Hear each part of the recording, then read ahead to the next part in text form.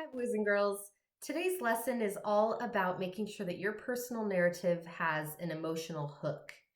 You need to let your reader know why you decided to write about that memory. What makes that memory so special and why is it so important to you? And it's important to remember that good writers always write through actions and dialogue and thoughts.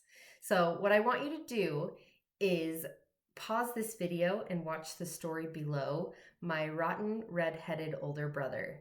And then we're going to talk about it after you watch it. Okay, so pause this video. Okay, so now that you've watched the video, I know that we've actually read this story in class, but it's always good to refresh, and this is actually one of my favorite stories. So now that you've read it, I want you to think about what different emotions were part of that story. What kind of experiences did they go through that caused them to feel a certain way? What I want you to do is take either your writing notebook, or you can print off the file that's attached below. It looks like this.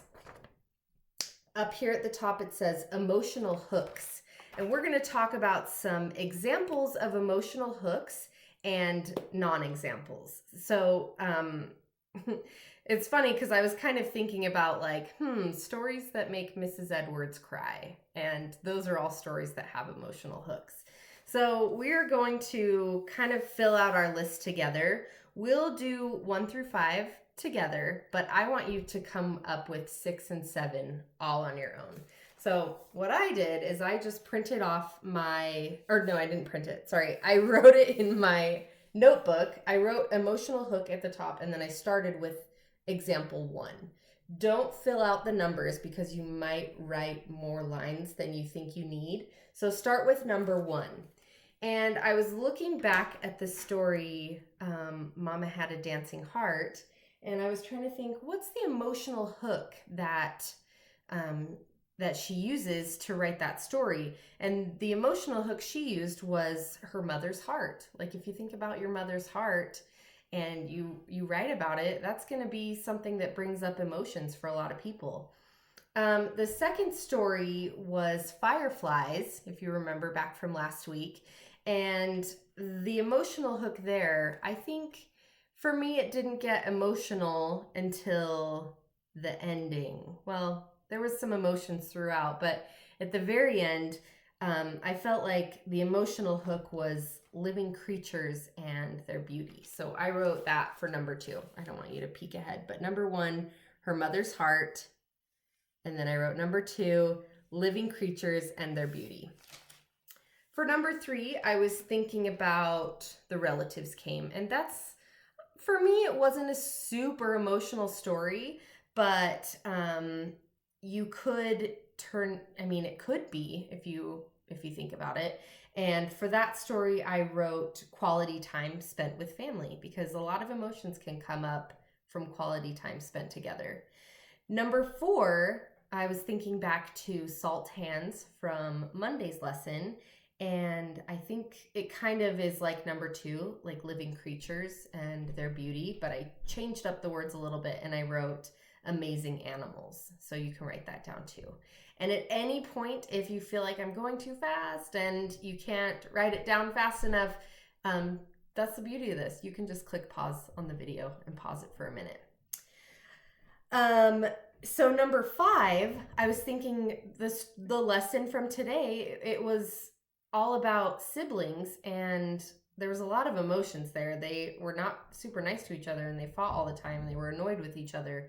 But really the emotional hook was siblings and how they really love each other, and there's a relationship there and a bond. So I wrote for number 5, sibling friendships / love, because if you were to write a personal narrative about one of your siblings, or I could say cousin, because I know some of you might not have siblings, but if you wrote about your relationship with your cousin or somebody in your family, I think that could bring a lot of emotion to your writing.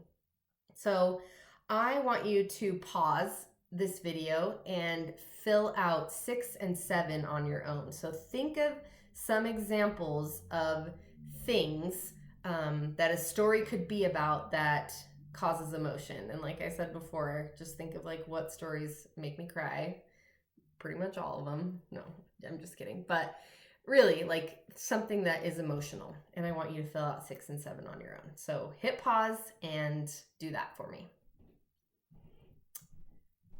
Okay, so let's move on to non-examples. So things that maybe you could write a story about and it might be a cool idea, but it doesn't really bring a lot of emotion, and maybe the reader when reading your story might think this is interesting, but it's not really telling me why this memory is important. So some examples that I thought of, and maybe you might have thought of too, is my favorite movie.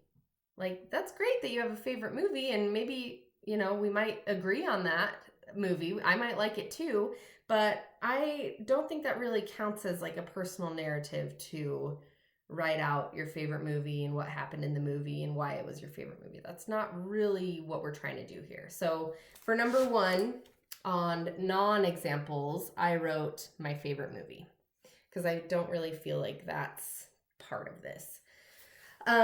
Number 2, I wrote down my chores and responsibilities.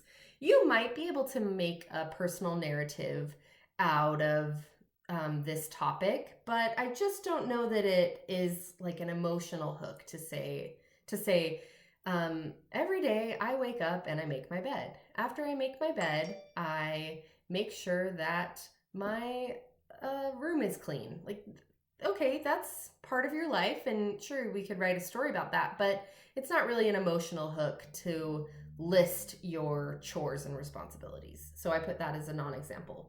My third non-example is, and some of you might disagree with this, but I'm telling you, this one is not really an emotional hook. When I played Minecraft all day, if I read a story about somebody who just played Minecraft all day long, man, like, that's great. I think it's great that you might have a favorite game, but you might lose my interest.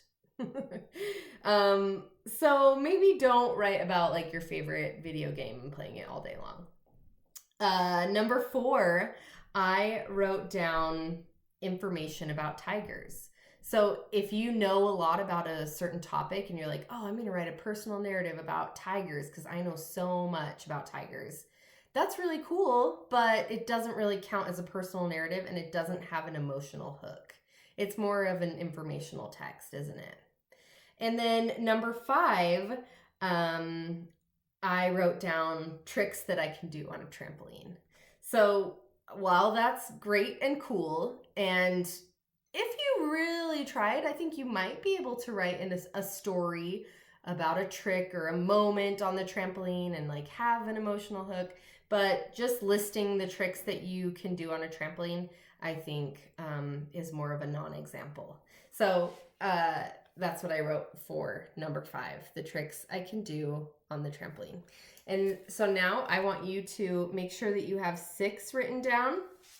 The number 6, you're going to pause the video and think of your own non-example, something that doesn't really bring emotion.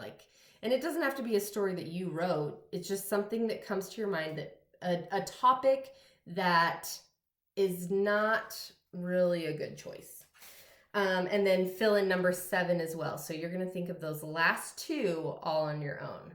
Okay. And the last thing I want you to do after you have your emotional hooks, I want you to either go back to a story that you've already written or start a new personal narrative. And remember, it doesn't have to be perfect. It doesn't have to be finished, but I want you to write for 15 minutes. I'm starting to sound like a broken record, aren't I? Okay, so get writing and send it to me when you're finished. I would love to read it. Thanks. Bye, guys.